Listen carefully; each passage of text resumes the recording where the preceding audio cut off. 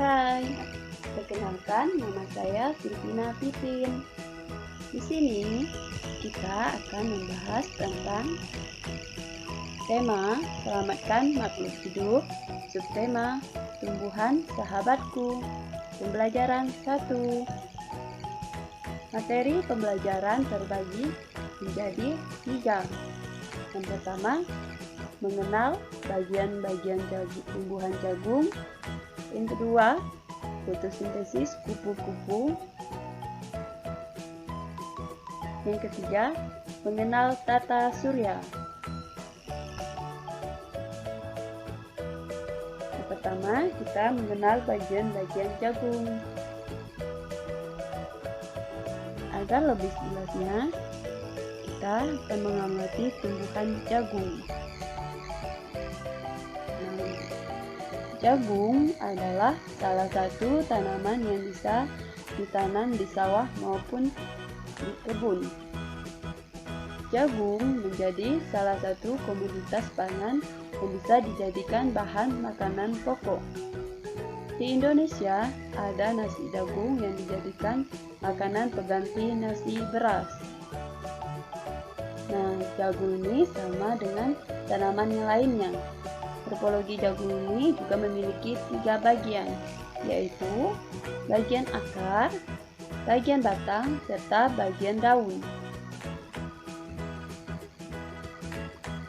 Morfologi jagung secara detail adalah meliputi tongkol dan biji, bunga, batang, dan daun, serta sistem perakaran. Yang pertama yaitu bagian tongkol dan biji. Nah, bagian ini merupakan bagian buah jagung. Bagian ini adalah bagian utama pada jagung, di mana bagian inilah hasil utama yang dipetik. Seperti yang kita kenal bahwa morfologi jagung pada bagian tongkol ini diselimuti oleh dinding pericap. Pericap ini menempel dengan biji sehingga dapat melindungi biji jagung dengan baik. Nah, dalam biji jagung ini ada bagian luar atau pericap, bagian dalam atau endosperm, serta bagian lembaga atau embrio. Fungsi pericap ini adalah menjaga embrio agar selalu cukup air.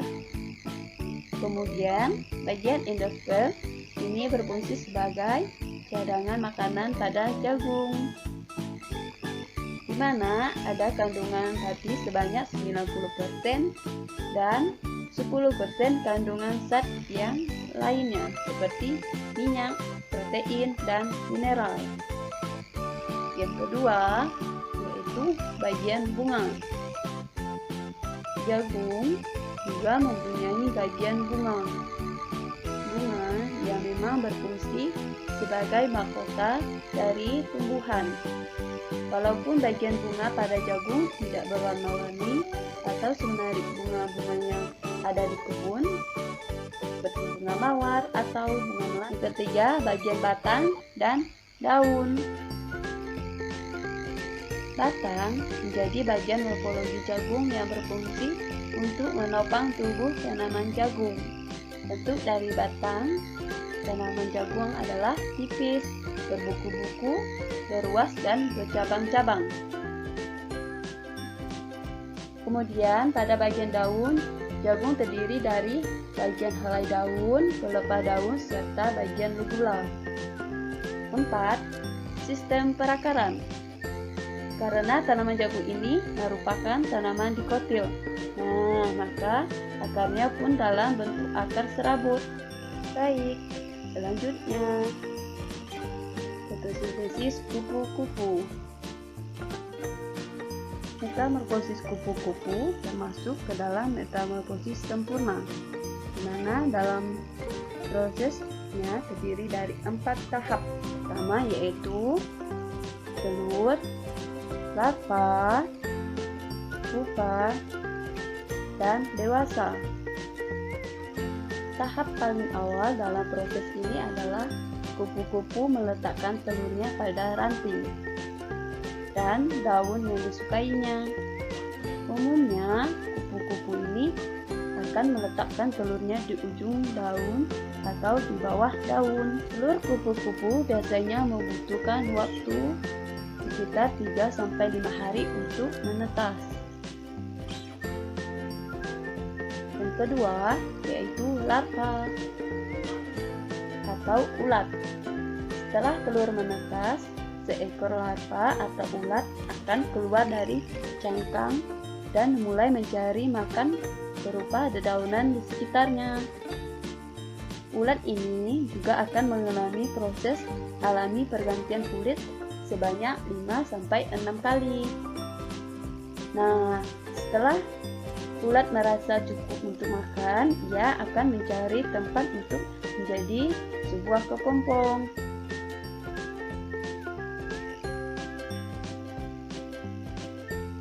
Nah, kepompong atau pupa biasanya dibungkus dengan sesuatu yang berwarna coklat dan keras.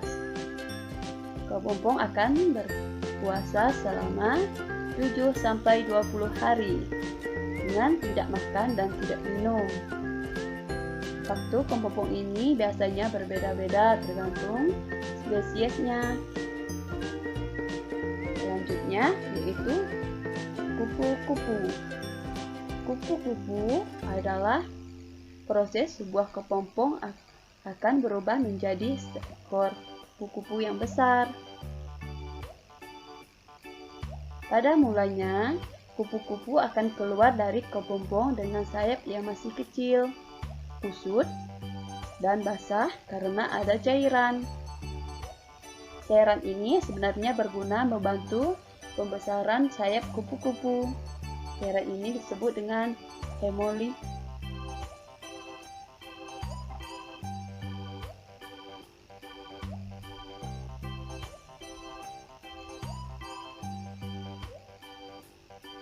Nah, setelah keluar dari cangkang kepompong, kupu-kupu akan merangkak ke atas dahan agar tubuhnya mengering dan sayapnya bisa berfungsi dengan normal.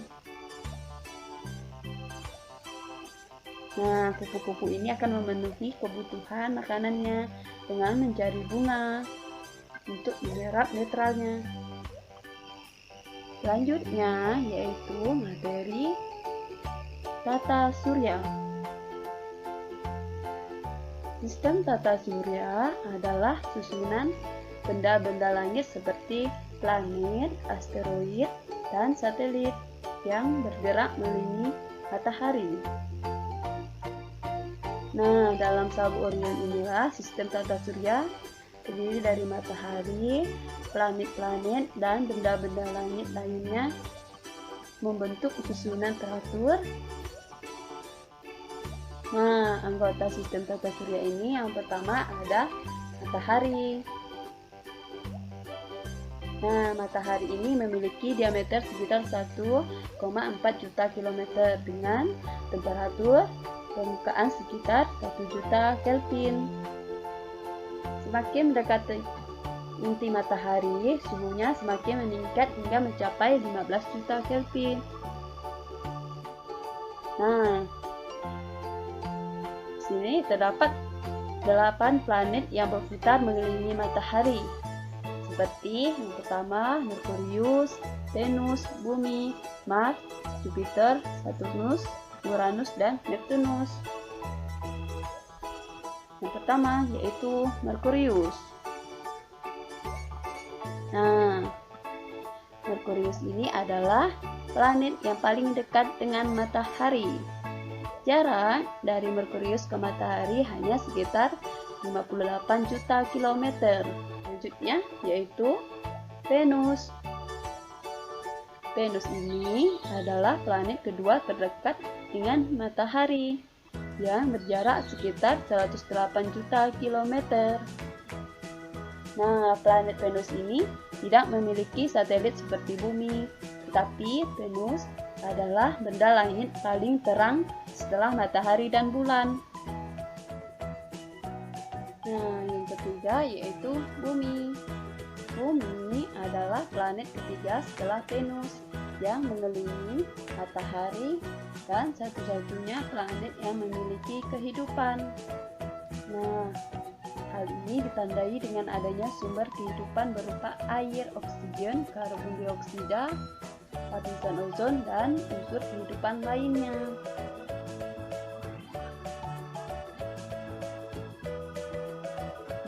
Interaksi bumi dengan objek lain di luar angkasa disebabkan karena adanya gravitasi.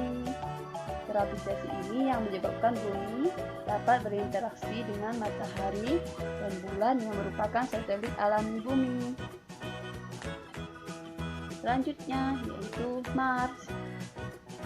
Planet Mars ini adalah planet keempat dari matahari dan planet kedua terkecil setelah Merkurius yang memiliki diameter sekitar 6.800 km. Nah, Mars ini memiliki jarak ke matahari sekitar 228 juta km dengan waktu satu kali orbit selama 687 hari dan periode rotasinya sekitar 24,6 jam. Selanjutnya yaitu Jupiter. Jupiter adalah planet kelima dari matahari dan merupakan planet yang terbesar dalam sistem tata surya. Jupiter ini memiliki diameter pada permukaannya sekitar 142.860 km dan memiliki volume yang mampu menampung 1.300 kali bumi. Nah, Jupiter ini adalah gas raksasa yang sebagian besar tersusun dari helium dan hidrogen dengan massa 1/1000 massa matahari dan 2,5 kali jumlah massa seluruh planet di tata surya. Selanjutnya yaitu Saturnus. Saturnus adalah planet ke-6 dari matahari dan merupakan planet terbesar kedua setelah Jupiter. Nah, Saturnus ini adalah planet paling cantik di antara planet lainnya karena Saturnus ini memiliki cincin yang mengelilingi planet. Nah, cincin ini pada Saturnus tersusun dari komponen cincin-cincin kecil yang berjumlah sangat banyak. Cincin-cincin ini kecil yang tersusun dari gas beku dan butiran-butiran. Selanjutnya yaitu Uranus. Uranus adalah planet ketujuh dari matahari dan termasuk planet terbesar ketiga setelah Jupiter dan Saturnus. Nah, planet Uranus terkenal dengan sebutannya sebagai planet paling dingin di tata surya. Hal ini karena suhu minimum di sana bisa mencapai 224 Celcius. Nah, planet Saturnus ini selain menjadi planet terdingin, juga mempunyai keunikan dalam rotasinya. Planet ini berotasi atau berputar ke porosnya dengan arah ke depan sehingga salah satu kutub menghadap ke arah matahari.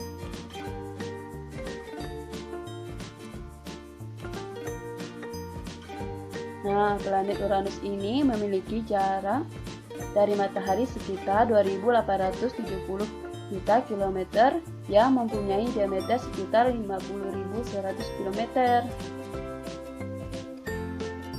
Sekali berotasi, Uranus membutuhkan waktu selama 11 jam dan dalam revolusinya Uranus membutuhkan waktu mengelilingi matahari sekitar 4 tahun. Selanjutnya yaitu planet Neptunus. Nah, planet Neptunus ini adalah planet ke-8 yang dihitung dari matahari. Nah, Neptunus ini merupakan planet terbesar keempat di tata surya yang memiliki diameter sekitar 49.530 km. Neptunus ini mengelilingi matahari pada jarak 4.450 juta kilometer, sehingga membutuhkan waktu sekitar 164,8 tahun dalam sekali berevolusi dan dalam sekali putaran. Baik, sekian materi kali ini. Terima kasih.